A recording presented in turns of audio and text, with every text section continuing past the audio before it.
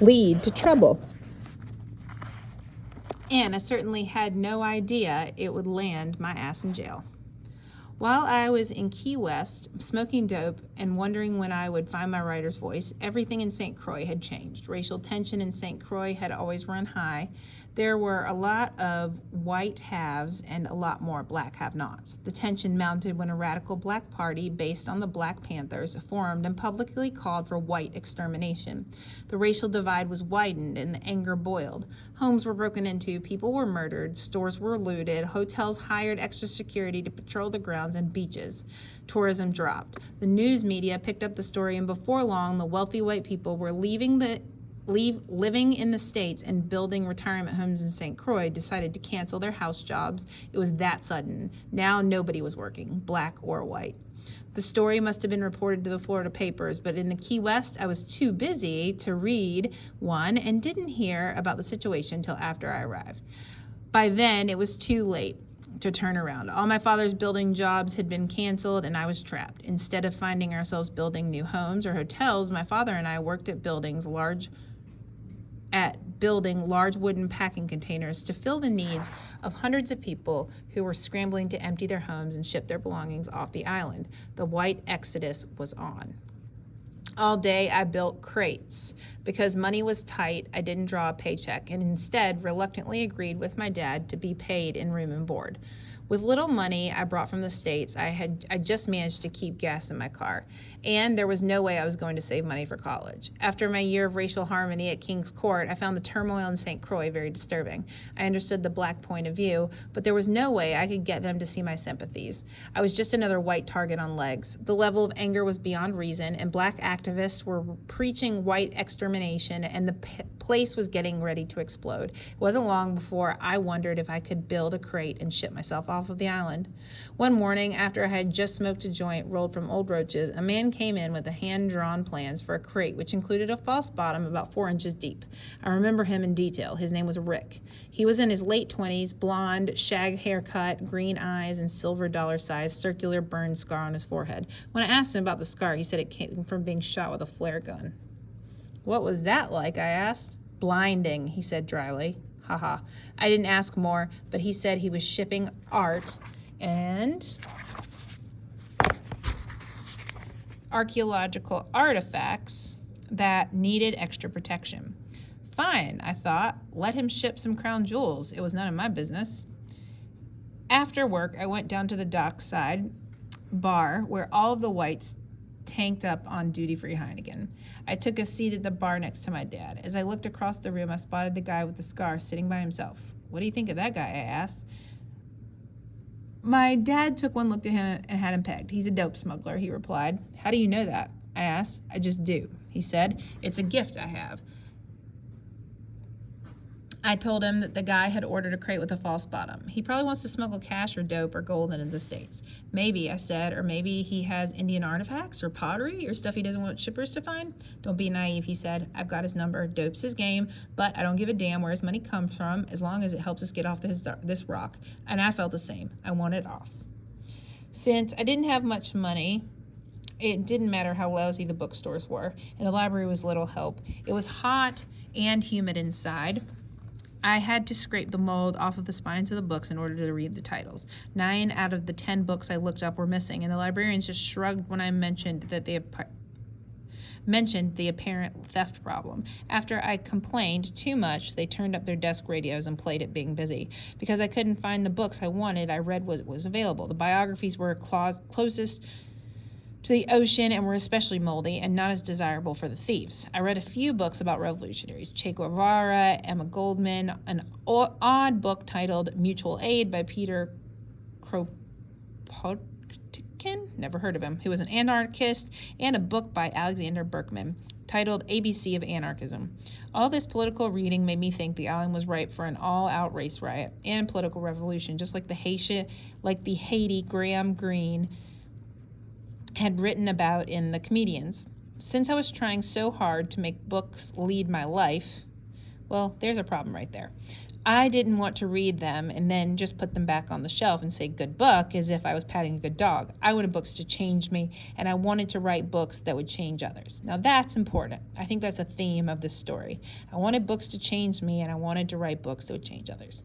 I was still trying to find something significant to write about, and so, like all those political writers, I realized the only thing for me to do was to jump right in the middle of the racial tension and use my wits. I remembered reading a quote from a newspaper journalist that stuck with me.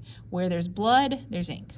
I thought I'd put that quote to work, and I got my notebook and a pen and ventured down to the Black Revolutionary Party headquarters to see if I could interview any of the leaders. There were about 20 black guys sitting under fluorescent lights in an old warehouse. They were playing cards and drinking rum. The walls were covered with Black Power posters, pictures of Malcolm X in green, red, and black maps of Africa. When I walked in, all the heads turned towards me, and it wasn't quite like stepping into a military ambush or being on the front lines in Spain or witnessing the aftermath of an atomic bomb, but the atmosphere around me was definitely hostile. There was a man in black sitting at the desk. In the back, sitting at the desk. I assumed he was a leader. He had an afro pick stuck in his ball of black hair, and he was talking loudly to someone on the telephone. When he saw me, he abruptly hung up and gave me a long, studied look. What do you want, white boy? That question sure cut to the chase, and everyone watched to see how I'd take it. There was no going back. I'm looking to interview someone about race relations, I replied. They seem pretty bad to me, and I want to know more. What's there more to know than what you can see with your own eyes? The man shot back. The white people on the island. The white people own the island, and the black people work it like wage slaves. That brought loud agreements from the other men, but they seemed to laugh and enjoy the situation more than being angry. For the moment, the oddness of my showing up was funnier than it was confrontational. That was a relief, but I wasn't sure for how far I could keep going. I guess I want to know what you're going to do about it. I mean, how are you going to getting your share? See, the man said, pointing at me, looking at the other men in the room as if he were a preacher. See, this question goes directly to the heart of the matter, because we don't want a share of what we own. We want all of what we own. And that's the issue that cannot be solved with the white man unless we come to blows. Which is true, because the island was theirs, and then white people just went there and bought up property that wasn't theirs to buy. I stood still, and I felt instantly trapped inside a stage play of rehearsed hostility. I looked from side to side as much as I dared, and the anger was so sudden I was afraid to make eye contact with anyone for fear they might make something personal of it, and I couldn't tell if my courage had evaporated or if it was common sense that told me to get out of there. So I just asked, well, do you have a book I can read or some material that will explain what your goals are? And then I can understand it a bit more, and then we can talk about it later. What's to understand? A man sitting to one side asked. He already told you, the island belongs to the black man, so the black man is going to take what is his and be done with it. We don't need to make it more clear than that. Thank you, I said, and like some cub reporter, I began to scribble a few words down on a small pad of paper. My hand was shaking badly. Besides, the first cut in, how can we trust you? I didn't answer, but another man did. Give him a gun, he suggested. Give him a gun and let him go outside there and shoot a white man dead. Then we'll trust him. I started to back away. Yeah, give him a gun. If he's on our side, let him show it. I can't do that, I said. Then here's some advice, said the same man continued, pointing a finger as black as the barrel of a gun. Don't be coming in here as if you can play with the big boys. Revolution is a serious business. You can turn your white ass around and go back to your white bar you come from and drink a cold white man's beer while you can, because as the song says, when the revolution comes, Hertz is not going to put you in the driver's seat. I knew it too. Okay, I said, and turned around and fixed my eyes on the door as I walked towards it. I hoped I would make it, and when I did make it, I walked quickly to my car and took off with both hands on the wheel to keep them steady. I drove directly to the all-white bar and ordered a drink. I didn't know what to do next, so I went out the back and smoked a joint. Then I returned and ordered another drink and another. And I should have taken out my journal and written about what had happened, but I was so afraid of the incident, I ran from it rather than write it down. Somehow, I didn't trust myself. I didn't trust that my own words would make a difference to anyone, black or white, even if the ink was blood red. A few nights later, Rick stopped by my warehouse, and my dad was gone. And I guess that was the moment he knew he could talk to me about his big plans. He wanted to pack the crate, have me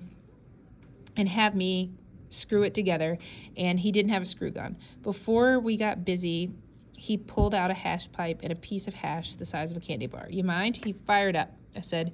He cut off a gram and lit the pipe. He took a big hit and then passed it to me. We went on like this, loudly inhaling and exhaling until the pipe was finished. He went to his car and returned with a stack of square plastic containers about the size of cigar boxes. The edges were sealed with silver duct tape. We both knew that they were filled with hash. What else could it be? But I didn't say anything. He slipped them into the false bottom, wedged them tightly together, and then wadded up the newspaper. Then I screwed down the next layer of plywood. That was it. He didn't have anything else to send in the rest of the 3-foot square crate. Seems odd to ship an empty box, I ventured before screwing down the top. Yeah, he said, and I looked around the warehouse for some heavy items. We threw in a bag of concrete, some broken pieces of cast iron garden statuary, and a 20-pound ingot of hard tar, and then carried it to his trunk. It wouldn't fit all the way in. I went to get some twine to tie the trunk lid down, and when I returned, he said, I'm a little low on bread, but I can pay you in hash if that works for you. Yeah, I said, that'll work for me. Since I wasn't paid anything from my dad, getting paid in hash was a good deal. Besides, getting off the island, it was the only thing I wanted. He snapped the bar of hash in half and gave me some. It must have been about 2 ounces. Just before he pulled away, he said, by the way, if you see a sailboat with red sails, pull into the harbor, give me a call. He told me the name of his hotel. Sure, I replied, I'll keep my eyes open. As soon as he left, I made a pipe out of some plumbing fitting and an aluminum flashing. I got so high I passed out in the warehouse and slept on a sheet of packing foam. A couple of days later, I looked down at the harbor from our hillside house. There was a sailboat with a rusty red sail and reefed around the booms of the fore and the aft masts. A red jib was set, and the skipper was carefully trying to steer it towards the dock. The boat looked about 50 feet long, and every few minutes the skipper had to let go of the wheel of the stern, then dash and jib to make an adjustment, then dash back to the wheel, then back to the jib. It was obviously a job for 2 men, and it was equally obvious that he was by himself. As the boat slowly picked its way through the more yachts, I thought of Rick. Then, just before I went inside to call him on the phone, I took one more glance down at the boat and watched it as it drifted head-on in the dock of the hotel on the quay. I could hear the faint thud as the bow hit the pilings. After work, I met Rick at the dock. We got in a dinghy and rowed out to the boat. The Beaver was painted across the stern. It was a 60-foot gaff rigged ketch with a wide beam. Sorry, I don't know all these boating terms. A real tub, but as I stood on the deck, it felt solid against the harbor chop. We were silently met by the tall, well-tanned man wearing cut-off jeans and a t-shirt. He was British and his name was Hamilton. I guessed he was 40 years old, maybe 50. He had a full beard, as bushy as a giant sea sponge, and intense blue eyes. He stood as still and meditative as Greek Orthodox apostle. He didn't say a word. And as he looked me over top to bottom, I felt like I had been rubbed with sandpaper. We have a proposal to make, Rick said. I looked at Hamilton, and he pursed his lips full and nodded. First, Rick continued, before we get into the particulars, do you think you could help us sail the boat to New York, leave this week and take, say, 6 weeks to deliver it? The thought of it hooked me right away, and I was ready to push off immediately, that night if necessary. With so much around me going the wrong way, I figured the boat was my exit. Plus, I'd end up in New York where all the writers ended up. Yeah, I replied, I could do that. Then here's the deal. But if you don't take it, you can just say a word. You can't say a word to anybody. Okay, I said, glancing at Hamilton, who looked even more morose as he leaned over me. We have 2,000 pounds of hash buried somewhere, Rick said. He pointed toward the ocean. I need to fly to New York and arrange the deals, and we need someone, you, to help Hamilton sail the boat to Manhattan, where I'll be waiting. Your job is to get the boat there, and for that, you get $10,000 cash. Of course, we can't pay you until we've made some deals, so you might have to stick around to help out a bit. All I heard was the number $10,000 cash. This was a jackpot, the answer I was looking for, my exit from St. Croix and my entrance to whatever good school would have me.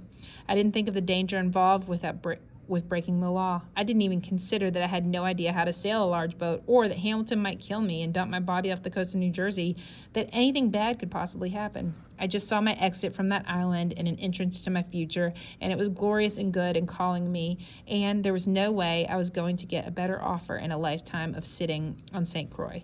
And even if I had a good job, it would take me years to save that kind of money, but now I could do it in 6 weeks, and for a little work and lots of adventurous fun. I was ready, and my heart was pounding. Now, that old saying of, if it seems to be too good to be true, it probably is, that should be kicking in about now, but he's not thinking and he's desperate, so he's going for it. Count me in, I said, smiling. I'll go home and start packing. Not a word to anyone about the cargo. Hamilton finally said, with his eyes bearing down on me, no bragging to your friends, no loose talking, no nothing. Not a word, I replied earnestly. I can keep a secret. You can trust me. I don't have a choice, he said with some reluctance. After that, there wasn't much to say. I was so anxious about getting going. I swam to shore and drove my car up the steep, unpaved road to our house. All the way up, I kept saying to myself, now settle down and think. Think about what you're doing. Be careful. Think about what you're risking. But I wasn't answering myself. I was so excited. I knew I wasn't weighing the danger. I was ecstatic. I felt invulnerable. When I reached the top of the hill, I looked down the harbor. There was a sailboat floating on the blue river like a toy. My ship had come in and I was ready to play. The next day, I told my mom and Dad I'd been offered a sailing job and had taken it, and I might be moving to New York. But you just got here, my mom said, disappointed. I can't blame you, Dad said. If I could afford it, I'd get off this rock too. Maybe the last crate I'll make will be my own, and hopefully it won't be my coffin. I hope so too. I felt bad for him, but I had to go. 2 days later, he came down to the boat with me to look it over and make sure it was seaworthy. He had been in the Navy, and I set it up in advance for Hamilton not to be there and to just leave a note saying he was grocery shopping. I hadn't told Dad that Rick was involved. He already had him pegged and just knew that if he laid eyes on Hamilton, he'd peg him too and never let me go. We spent about an hour looking over every square inch of the boat, and I could tell Dad was on to something, but he couldn't quite put his finger on it. Finally, he said, well, I guess this tub is ship shape. Then he looked me in the eye. Is this on the up and up, he asked. You bet, I replied. Then smooth sailing, sailor, he said, and slapped me on the back. My only regret is that I'm not going with you, but I'm glad he didn't.